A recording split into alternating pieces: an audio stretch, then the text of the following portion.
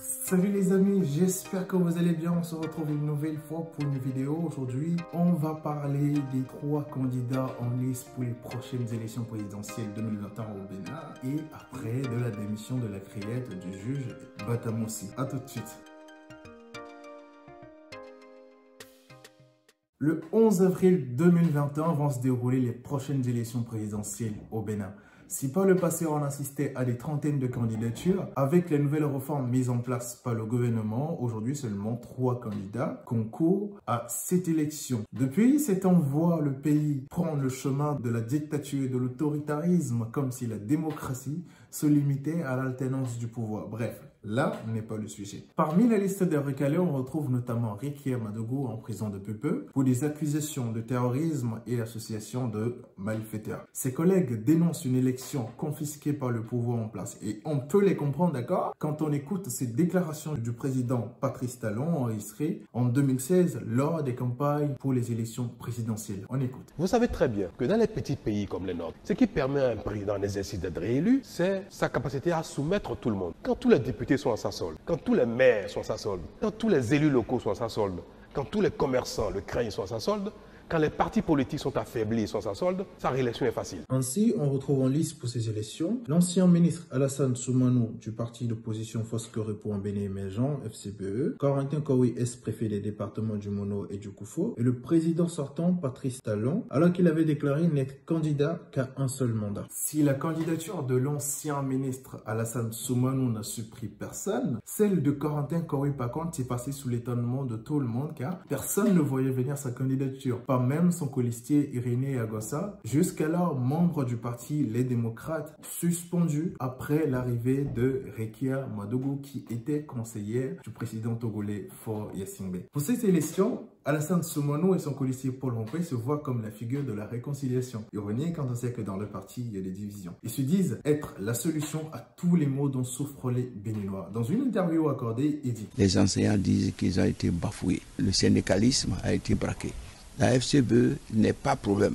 La FCBE est solution. De renforcer le partenariat secteur public, secteur privé. Rendre la justice un peu juste pour encourager les investisseurs étrangers et nationaux. J'écoutais et j'étais tout à fait d'accord jusqu'à ce qu'ils disent que FCBE n'est pas le problème mais la solution. Le président Yahi Boni a représenté le parti à la tête du pays pendant 10 ans. Alors on ne peut pas venir nous dire aujourd'hui que ce parti représente la solution. Si c'était réellement la solution, il y a beaucoup de problèmes qui auraient été réglés aujourd'hui, notamment des problèmes de santé, des problèmes liés à l'éducation et ainsi de suite. De son côté, Corentin Kowi et Irénée Agossa prônent la restauration de la confiance au peuple béninois. Beaucoup pensent que cette candidature ne serait qu'une façade et qu'en réalité, les candidats seraient des pro-Talon, surtout Irénée Agossa. Pour répondre à cette question, Irénée dit dans une de ses déclarations, on écoute: si Talon nous soutenait, mais pourquoi Corentin Kowi est le président, candidat à la présidence, et il allait m'imposer, puisque tout a été imposé dans ce pays, même les députés ont été imposés. Ce n'est pas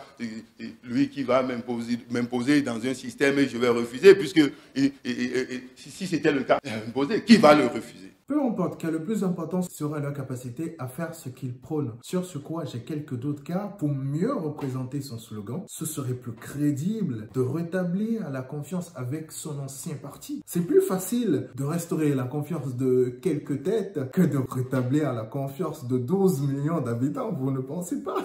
De l'autre côté, le parti La Rupture est représenté naturellement par le président sortant Patrice Talon et sa colistière Mariam Tchabi Talata. Si on met de côté tout ce que je peux reprocher, tout ce qu'on peut reprocher à Talon, je voterai volontiers pour ce parti, juste à cause de la présence d'une femme dans ces élections. Car qui de mieux qu'une femme pour comprendre la douleur de la population, elle qui a donné la vie. Si jusque-là elle était inconnue par tout le peuple béninois, aujourd'hui son nom est dans la bouche de toutes les femmes. En fait, non, pas toutes, pas toutes. Le duo prône la continuité, car considère que le premier mandat de Patrice Talon a juste permis de mettre en place les infrastructures. J'espère que dans son projet, il est prévu un plan de relance pour tous les commerçants déguerpis. Ce qui m'attriste dans tous les projets de société de ces candidats est qu'il n'y a aucun qui met l'accent sur les réels besoins de la population, ce que je considère personnellement comme des priorités. C'est-à-dire une réforme du système éducatif selon des objectifs clairs et précis. Une réforme du système social pour permettre à tout le monde de se faire soigner gratuitement ou pas cher en tout cas. Une actualité qu'on va commenter vite fait est la démission d'un juge de la Criette. Il s'agit du juge Essoé Batamossi. Et pour comprendre le pourquoi de sa démission et de son exil, on écoute ses déclarations sur RFI. Le juge que je suis n'est pas indépendant tel que cela se devait d'être. Toutes les décisions que nous avons été amenés à prendre l'ont été sur pression. Je citerai la dernière, celle qui a vu le placement de Dame Rekia Madougou en détention. Donc, dans ce dossier, nous avons été donc sollicités par la chancellerie car le dossier ne comportait aucun élément qui pouvait nous décider à la mettre en détention. Lorsque le journaliste lui demande si sa démission ne serait qu'une tentative de manipulation à quelques jours des élections présidentielles, il répond: Je ne suis pas politicien et moi je ne parle que de ma maison justice. On pourrait effectivement se dire que sa démission ne serait qu'une mise en scène pour perturber les élections. Mais cela importe peu, car aujourd'hui le plus important c'est que le peuple a peur. Et lorsqu'on sème dans la peur, la moisson est abondante les amis. Et ce que je crains avec ces éléments, quand on ajoute les conditions de détention et traitement de Rekia Madougou dont nous a fait part sa mère et les avocats, cela pourrait provoquer les amis un soulèvement. On peut constater déjà sur les réseaux sociaux quelques agitements. La manifestation à Paris avec la présence de Léa Lisseglo, ou ensuite les femmes devant la prison, vous voyez tout ça. Ça fait peur les amis. Restons vigilants et restons en prière. C'est tout ce que j'avais à partager avec vous aujourd'hui. Prenez soin de vous et à la prochaine.